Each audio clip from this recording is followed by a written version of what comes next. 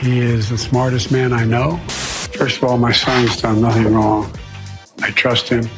Hundreds shot, more than 20 at a Juneteenth celebration outside Chicago. Hunter Biden officially charged, but there's some wrinkles. We'll explain everything going on in that particular case. Is Trump's trial going to be moved up to August? That's what at least a court judge is now saying. Also, a shooting taking place at a Juneteenth celebration. Multiple shootings taking place. I'm wondering if you've ever heard of that, or if you had heard about that. All that and more coming up on this episode of Daily Caller Live. Thanks so much for tuning in. My name is Jobob. Daily Caller Live starts right now. 2, 1. Here we go! That might be the only brown guy on earth named Jobob. That is actually their name, Jobob. Ooh, live from the dingy bunker, completely cut off from the outside world, except for you fine folks. My name is Jobob. This is Daily Caller Live. Thanks so much for tuning in on today. It is Tuesday, June 20th, the year of our Lord 2023. Thanks so much for watching today, because a lot of stuff is happening, including Hunter Biden finally being held accountable. Kind of. Not actually. We'll bring you up to date on what's going on in the Hunter Biden news. He was officially charged, but will he be prosecuted? That question remains. And by that remains, it means we're not going to talk about it. Well, you know what? Yeah, we'll just go right into it. I was going to tease the rest of the stuff going on, the shootings, and the Tiger King is back in the news. Why, you might ask, but it is happening. But we'll just get right on into this. Must be nice to be a Biden. Hunter Biden officially charged kind of today. News breaking this morning. But not really much seems to be happening. Now, before we get into kind of the nitty-gritty details of what he's being charged with, if he's being incredibly undercharged, if he is being treated differently because he is a Biden, even though literally last week there was all this talk about, well, the law has to be applied equally when it comes to Donald Trump being indicted for the second time. Is Hunter Biden getting a fair shake, legally speaking, and not in the law's favor, but in his favor?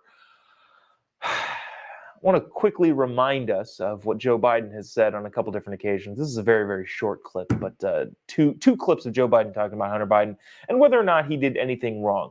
Check this out. Oh, by the way, if you haven't already, would really, really appreciate it, especially at the onset of this. Clicking the little like button down here and the little share button, especially if you're watching on Facebook, really, really does help us out. Anyways, check this out. First of all, my son's done nothing wrong. I trust him. I have faith in him. And it impacts my presidency by making me feel proud of him. He's a grown man. He is the smartest man I know. I mean, in pure intellectual capacity. So that's Joe Biden saying that Hunter Biden is the smartest man he knows in terms of just pure intellectual capacity. This is from the Associated Press. President Biden's son Hunter will plead guilty to federal tax offenses and avoid prosecution on a separate gun charge in a deal with the Justice Department that likely spares him time behind bars. That's the big headline. Hunter Biden, yes, was charged, but one is going to plead guilty effectively to paying his taxes late. And by that plea, the deal is that, well, we won't prosecute you for the gun charge. Which side of the aisle? Is it Republicans or Democrats that think we should have more gun laws? I forget. Oh shoot, no, I think it's Democrats that keep saying we need more gun laws, we need more gun laws, we need more gun laws. And yet, if you're Biden, we won't prosecute the gun laws that we already have. So, we need more gun laws for you and not for us, says the White House, apparently. So here's what's happening. Hunter Biden will plead guilty to misdemeanor charges, just said that. This stupid ad that's popping up in the thing. The agreement will also spare him prosecution for a charge of illegally possessing a firearm as a drug user, which long as yada yada yada. Bottom line, end of the road here is Hunter Biden got a sweet deal. This is from a guy named Brett Tolman. I don't know Brett's act. but it was retweeted by Molly Hemingway, who I trust quite a bit. Here is the NBC News headline. Federal charges have been filed against Hunter Biden in the case of involving tax prizes. Yeah, same thing you have already heard.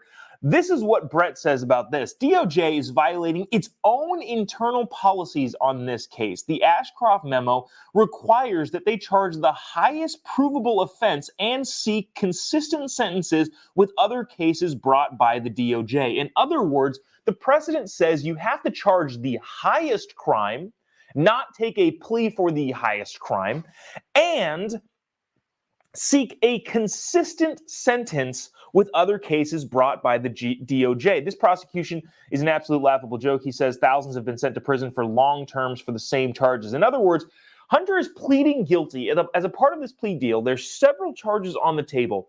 He is pleading guilty to one of the super low charge in order to not be prosecuted for the higher charge, which is likely the gun charge. He's pleading guilty to paying his taxes late so that the Justice Department doesn't prosecute him for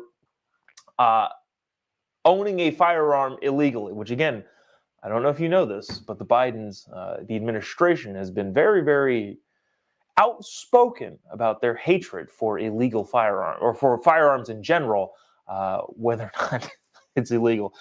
That's at least to my understanding. This guy goes on to say they are ignoring the prosecution that's in the plea deal with Hunter Biden. They are ignoring decades of policy and precedent to seek felonies, not misdemeanors, and seek sentences with a guideline range. The diversion agreement on the felony is offensive to everyone not politically connected who sought diversions when they were literally laughed at by the DOJ. And they were literally laughed at by the DOJ. Bottom line is that, just explaining that, I guess, in more layman's terms, is several people, multiple, what does he say, thousands? Did he say thousands of people? Thousands of people, he says, were sent to prison for longer terms and being charged very, very harshly for doing the same exact thing as Hunter Biden. Why then would he get any sort of preferential treatment? Now, again, I think the ironic part in all of this is that last week we were all seeing a bunch of the lefty side say, well, we need to prosecute crime. And then a lot of us said, okay, well, what about Hillary? Well, what about Hunter? And this just goes to show you, look, not to bring this up again, but Donald Trump probably should not have just held those files in his office. Shoot, now that I'm thinking about it, he did a big sit-down interview with Bret Baier and kind of reverted back to classic Trump. We don't have any clips of that today. Maybe we'll bring that up tomorrow, even though it'll be somewhat old news. But the bottom line is Trump has been saying, look, if we're not going to prosecute things fairly, then this looks really bad. And it does. Because not a week after he's prosecuted for something that, we'll have to let the courts decide, see what happens there. Let the juries decide on what happens to Donald Trump. Because, it doesn't look good for how he acted with those classified documents. Again, I don't know. But then a week later, see the president's son get let off easily and nicely, according to a lot of people. So if you're going to hold people accountable, regardless of who they are, you have to do it consistency. That is the biggest thing that I think a lot of us are concerned about, is the fact that none of this is consistent. I got hit with a well, this is whataboutism in the comment section yesterday on Instagram. And I said, you mean consistency? That's what I think what everybody is held up on. If Donald Trump ends up being guilty of all of these things, okay. But then what are we doing about the rest of the people that just didn't get charged? That's what I think everybody's upset at. It's the lack of consistency, and we're seeing that more with Hunter Biden. This guy Brett goes on to say thousands of people have been prosecuted under the Protect Safe Neighborhoods Act by the DOJ. They brag, the DOJ that is, brag about getting nearly 5 years of prison time on their average gun cases. If they followed this policy, Hunter would be looking at a minimum of 5 years in federal prison, but he's a Biden. Question, is this white privilege? I don't know. Is this what it is? What I've found most often is that the people that complain about this whole privilege thing being a problem are the people that perpetrate it the most. I think a bunch of lefties who are the same people that say, well, it's unfair that this and this and that. And the, yeah, it's unfair because of you, Hunter, Biden family, lefties in general. The reason that a lot of these social problems are so big in their mind is because they're the ones that do it.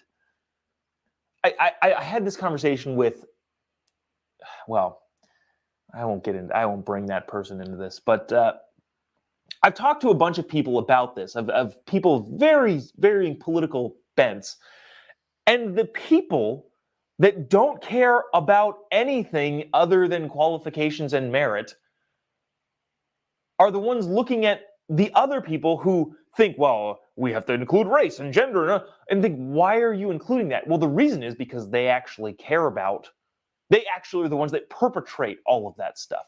I'm getting down a weird rabbit hole of nonsense here. Bottom line is Hunter Biden, Joe Biden's smartest person that he knows, trusts him implicitly, is being let off the hook, being charged with misdemeanors rather than felonies in a gun case. I want to bring this up because I thought this was kind of interesting and kind of pertinent to this. Joe Biden tweeted this the other day. I think this was last week. Guns are the #1 killer of kids in America, more than car accidents, more than cancer. We can't let this become just another statistic. Let's ban the AR-15 style rifles and other assault weapons. Kind of interesting here. Joe Biden not taking a soft case on guns. I thought that was fascinating too because Twitter had a big old fact check on that because it's what. Sorry, I feel like I assumed that you knew this, but this is not true. This is factually inaccurate. Joe Biden, if you're going to include kids, you're going to include youth. In order to make this statistic work, it has to include people who are 18 and 19 years old and under the age of 1. The leading cause of death for kids in the country is not gun violence. It is accidents, I think general accidents, according to the administration's own CDC. So this is just factually incorrect. And also the antidote that Joe Biden gives for no longer having kids die of guns, is to ban a gun that statistically does not kill nearly as many people as handguns. But I don't know. It's interesting that Twitter hit him with a big old fact check because it is in fact wrong. And the fact that his son is getting off with not being able, or sorry, his son is getting off with gun charges not having applied to him. If you're missing this too, by the way, Hunter Biden lied on a gun purchasing form, I believe in 2018. It says on the form, are you on or have you ever used drugs? And he said no, while currently being addicted to cocaine, which is terrible. But at the same time, he did break a law and is completely being let off the hook. So there is that. I tweeted earlier, like, look, a bunch of people think if you have more gun laws, people will be safer. One of the biggest issues that I feel like not enough people talk about is the fact that, well, we don't enforce the gun laws we have already.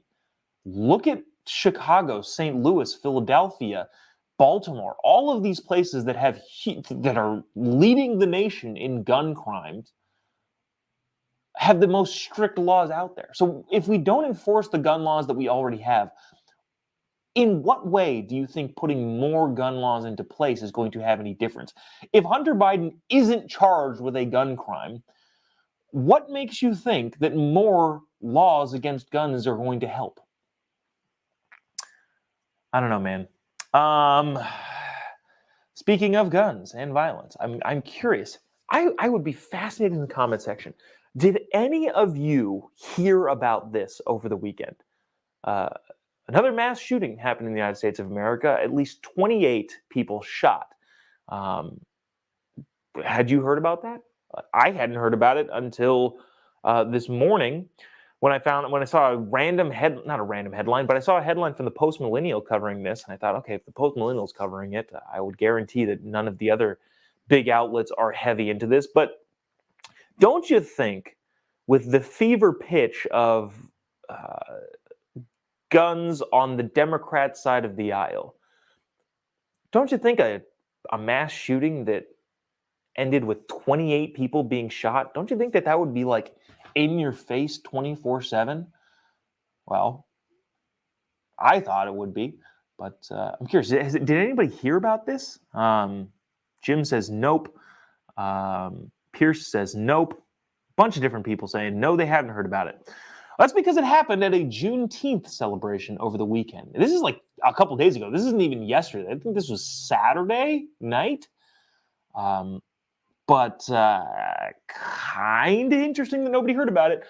ABC News, I guess to their credit, did do a piece on it, but I want you to watch this and ask yourself why this isn't getting the unending national attention that it would be if the circumstances were different. Check this out. Hundreds shot, more than 20 at a Juneteenth celebration outside Chicago. ABC's Alex Perez is there. Just outside Chicago at a Juneteenth celebration, police say more than 20 people were shot in a strip mall parking lot late Saturday night. One killed, others injured fleeing the gunfire. Police say an unknown number of suspects fired multiple weapons into the crowd. Those suspects is still at large. The White House responding today. It's devastating. It's tragic. This type of gun violence needs to stop. Across Chicago, police say at least 10 people killed, 60 more injured in shootings. Yeah. A lot of shootings going on in places that have strict gun laws. I thought that one quote from KJP was kind of funny. This violence needs to stop. Correct. We all thank you for that innocuous statement that says nothing. We all agree that that we don't like people dying of gun violence. Thank you, KJP. My wife pointed out something that was kind of fascinating.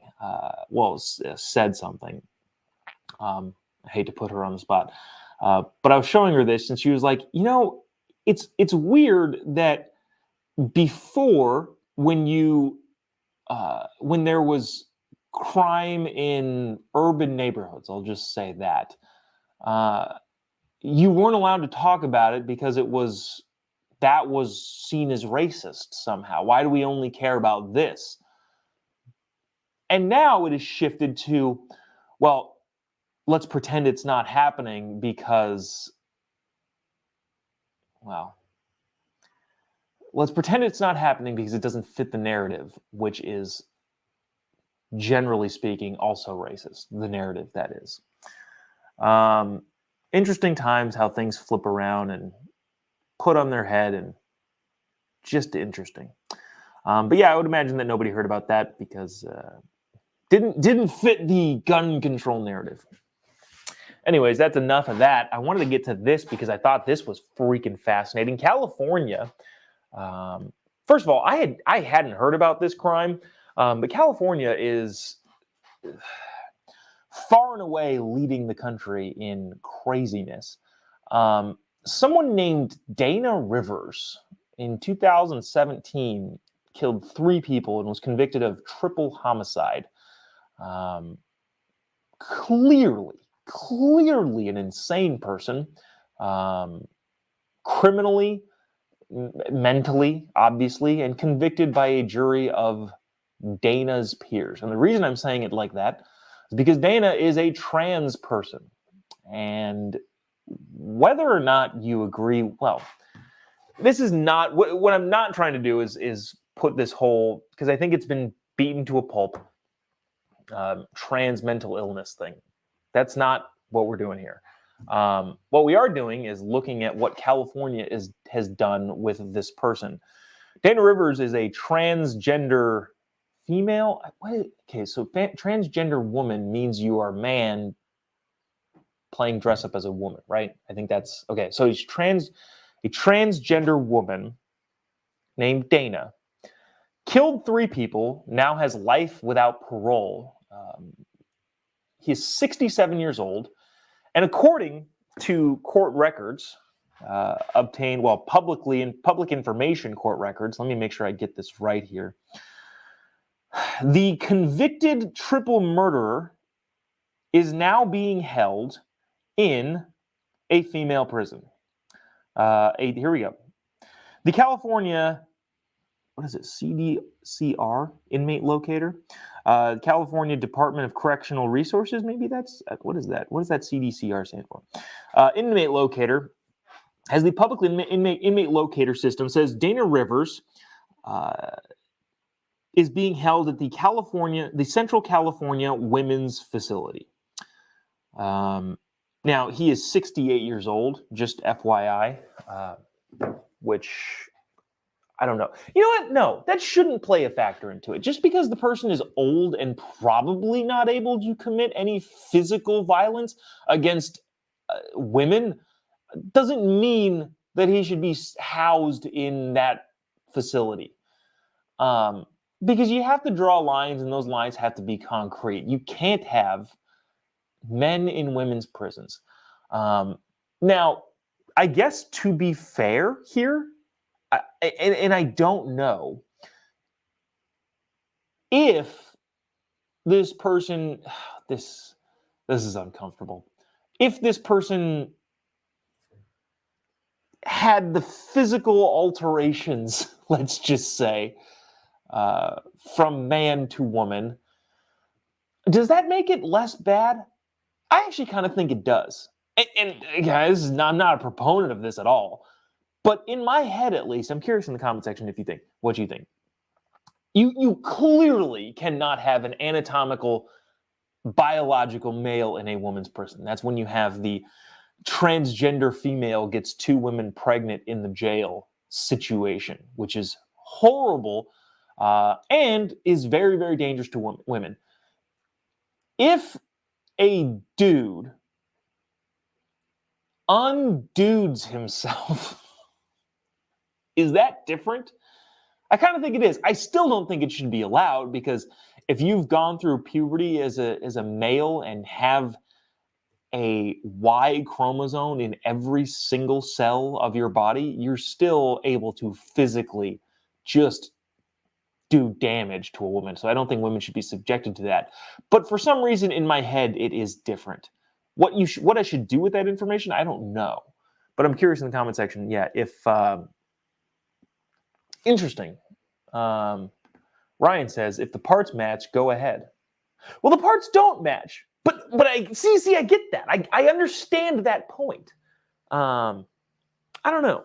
I didn't know that this is where this was going to lead. But the bottom line is, California put a triple homicide murderer dude in a women's prison. You know what? I've thought this through. I've thought this through talking to all of you fine folks. Yeah, I'm still not cool with it. Even if the axe has hit the stone. No, that's still not cool. Interesting. Jim also says, from YouTube, by the way, we don't have a lot of YouTube people, but we've got a lot of Facebook people. No beans and franks, you can go in the women's prison. Okay, interesting. I think I disagree, just because, physically speaking, you've got the bone density thing, you got the muscle development, you got a bunch of stuff. Yeah, interesting, fun conversation. Let's see. Moving on to this, which I thought was just a headline to hit really quick before we continue moving on. Is there like a glitch on Facebook? Because a bunch of the Facebook comments just came right through. All right, moving on to this. The alive dead woman is now dead. I think we might have talked about this story very, very briefly, but in Ecuador, a woman was pronounced dead, put into a coffin, during the funeral was hitting the wall of the coffin. They found out that she was still alive, which is crazy. What kind of process do you have going on there, Ecuador, in which you just say, yeah, she's dead. Throw her in the coffin. Turns out she's alive. What kind of process do you have, and do you think it needs to be taken a look at? Anyways, that woman that was found alive in a coffin a couple days ago has now died. We think she's died. Hopefully. Anyways. That's it about that. In DNC, in the big headline that will sweep us up into the ending of the show. The big headline. There's an individual outside of RFK Jr. and outside of Joe Biden that has entered the Democratic primary officially. And that individual is Tiger King. Exotic Joe is officially going to be on the ballot for the DNC Democrat primary, at least in Colorado. I think he's in a federal prison in Colorado, and so I think Colorado rules, I don't know, it's only in Colorado, but officially Exotic Joe will be on the ballot.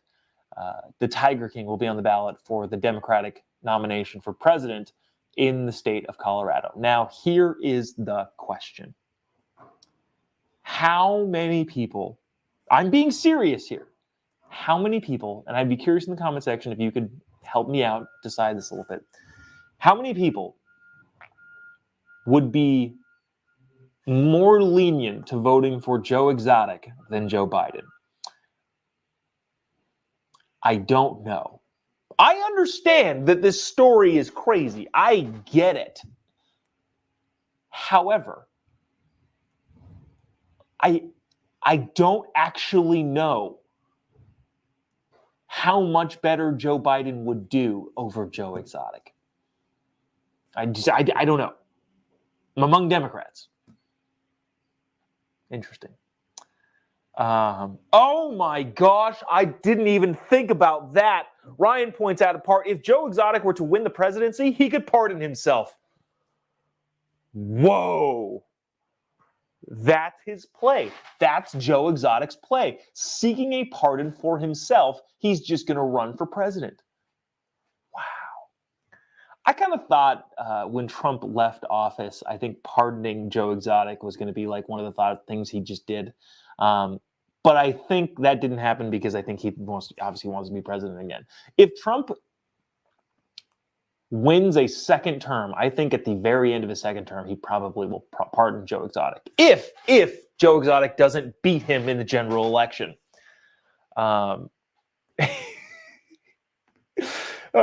Jim from YouTube says, Tiger King is more mentally stable than Joe. That's funny.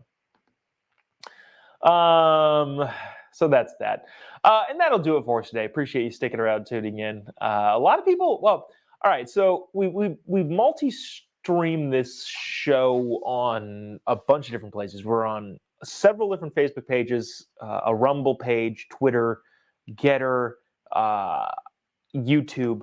And so there's a lot of people coming from a bunch of different angles. So just so you know, if you happen to be on this page, this show on Facebook, you can also watch on Rumble. You can also watch on YouTube. It's vice versa for all of the other platforms. But yeah, appreciate you sticking around, tuning in. If you haven't already, give me a follow on any of your social media platforms. Just type in JOBOB, be able to find me on Twitter, Instagram, Facebook, YouTube, all of those. We are finally finalizing the fall tour. So we'll be out and about. Wow, the fall is going to be really interesting. I'm doing a comedy tour as well as doing a tour with Turning Point USA on their college tour. So I think geez, as I'm saying it out loud, I'm already preemptively tired. Doing like 20 dates through October, November, and I think later parts of September. So anyways, that's going to be wild, but we will announce those dates as soon as we get them. We'll see it in a row. But in order to know first, I guess, you can follow me on the social media platforms, and we will announce those when the time is appropriate. Hope to see you on the road this fall. That'll do it for us today. Appreciate you sticking around, tuning in. I'm not sure what tomorrow is going to be. I'm flying to Austin to do a Daily Caller thing tomorrow morning, and yeah, not entirely sure how that's going to work out, but we'll see. If you don't see me tomorrow, you'll see me Thursday. See you then. God bless America.